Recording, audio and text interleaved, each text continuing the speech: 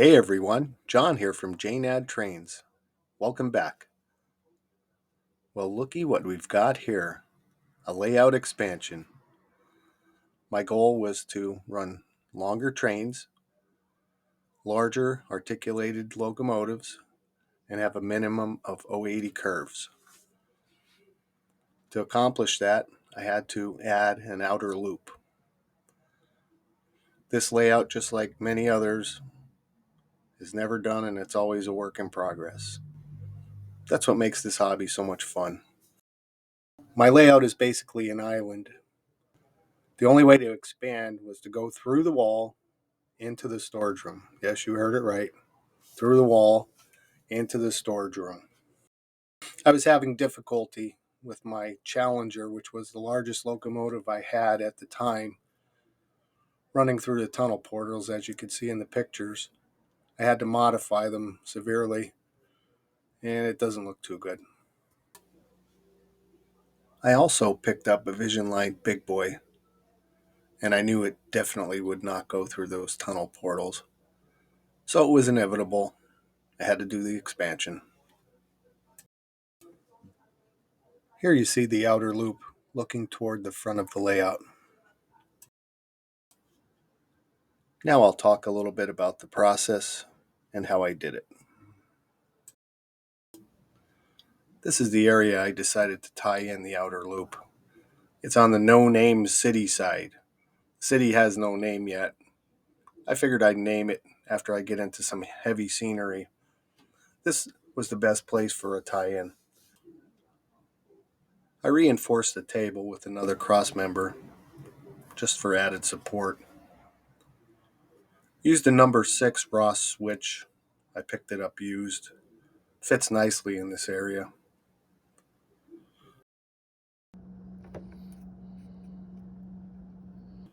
I started to demo. I used a Dremel with the cutoff wheel with the flexible extension. I think that works the best. You can get a nice straight cut.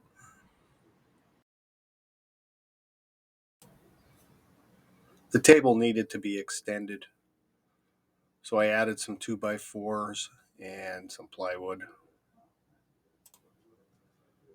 Continuing on along the west side, I decided to use 2x4 dimensional lumber.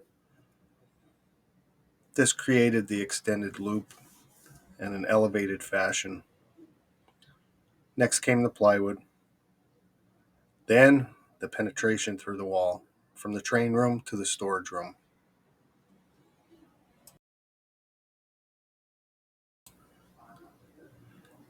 Here we're on the other side of the layout. Decided to extend the table with 1x4 dimensional lumber on this side. Now we're going into the storage area. Created a storage table here. The original plan was to remove the shelving and run the track right through.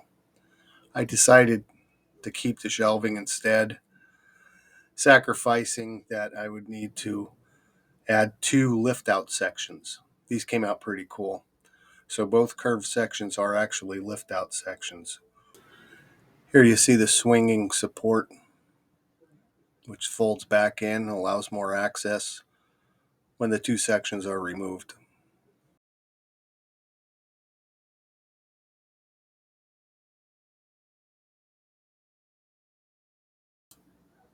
Once the plywood was complete, I started laying track. I used Gargraves track, Ross switches, and Midwest cork roadbed. In this area, I added this really cool Atlas trestle.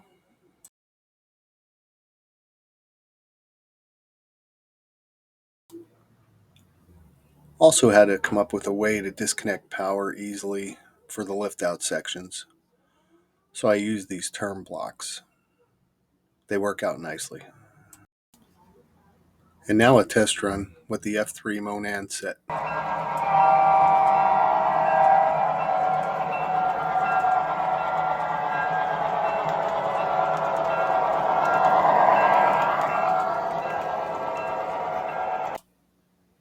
I'm happy to announce that I finally finished my Roundhouse project. Well, substantial completion anyway. I'll be doing a video on this soon. Let's take a sneak peek and run the big boy.